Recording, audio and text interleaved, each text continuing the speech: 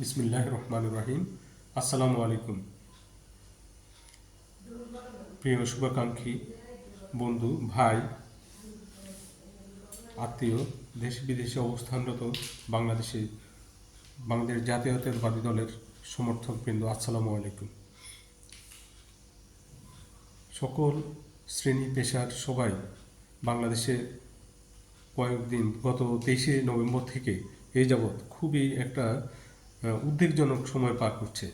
বিশেষ করে বাংলাদেশের তিনবারের সাবেক প্রধানমন্ত্রী বিএনপির চেয়ারপারসন বেগম খালেদা জিয়া প্রায় মৃত্যু সন্ধিক্ষণে অবস্থান করছেন। তিনি কিছুক্ষণ সিসিউতে থাকেন, কিছুক্ষণ ঔষধ রেসপন্স করে, মাঝে মাঝে সংকটাপন্ন হয়ে যায়, মাঝে মাঝে এ নিয়ে অনেক গুজবও চালু হয়ে গেছে যে তিনি মৃত্যুবরণ করেছেন, অনেক আগেই মারা গেছেন। বিভিন্ন ধরনের নিউজও আমরা পাচ্ছি, কিন্তু আসল কথা হলো তিনি এখনও বেঁচে আছেন। আমরা মোটামুটি একটা প্রপার চ্যানেল থেকে জানতে পারছি যে তিনি আল্লাহর হুকুম, মানুষের ইজ্জত কেউ 1 সেকেন্ড আগেও মৃত্যুবরণ করে না, 1 সেকেন্ড পরেও মৃত্যুবরণ করে না। এখানে তিনি জীবদ্দশায় তিনি যা সম্মান পেয়েছেন, বাংলাদেশের কোনো পার্সন এ যাবৎ এতটা সম্মান আর কেউ পায়নি। বাংলাদেশের আপামর জনসাধারণ, শ্রেণী, পেশা, ধর্ম, বর্ণ নির্বিশেষে সবাই তার প্রতি যে ভালোবাসা, শ্রদ্ধা দেখিয়েছেন তা নজিরবিহীন। আল্লাহ ওনার হায়াত যতটুকুই থাকুক, ওনার জীবন, সম্মান বাংলাদেশের সর্বোচ্চ অবস্থানে উনি পৌঁছেছেন। উনি অনেক জীবনে অনেক ত্যাগ, তিতিক্ষা এবং অনেক কষ্ট পেয়েছেন। তার জনপ্রিয়তায়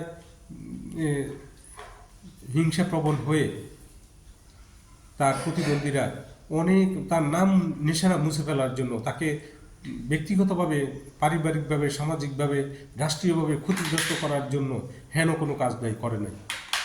তবে কথা হলো ওই যে আল্লাহ তুইজ্জু মান তাশা ওয়া তুজিল্লু মান তাশা বিয়াদিকাল খাইর ইন্নাকা আলা কুল্লি শাইইন কাদির। মানুষের ইজ্জত, সম্মান, জীবন, মৃত্যু সব কিছু আল্লাহর হাতে। তিনি যা ইচ্ছা তা করার ক্ষমতা আল্লাহ রাখেন। আল্লাহ জীবনকে মৃত করেন, মৃতকে আবার জীবিত করতে পারেন। আমরা আমাদের প্রিয় নেত্রী, দেশনেত্রী, আমাদের মাতৃসম নেত্রী খালেদা জিয়ার এই কঠিন মুহূর্তে আমরা তার জন্য মহান আল্লাহর কাছে তার কুদরতের আশা করছি তা এই মুহূর্তে আমাদের দেশের ঐক্যের জন্য, আমাদের দেশের উন্নয়নের জন্য, আমাদের দেশের স্থিতিশীলতার জন্য তার জীবিত থাকাটা এখন দরকার। আল্লাহ আমাদের সবার মঙ্গলের জন্য, দেশের রাষ্ট্রের মঙ্গলের জন্য, আমাদের জাতির মঙ্গলের জন্য আল্লাহ তার হায়াত বাড়িয়ে দিন, আমিন। আপনারা সবাই আজ শুক্রবারের এই দিনে দোয়া করুন। আসসালামু আলাইকুম।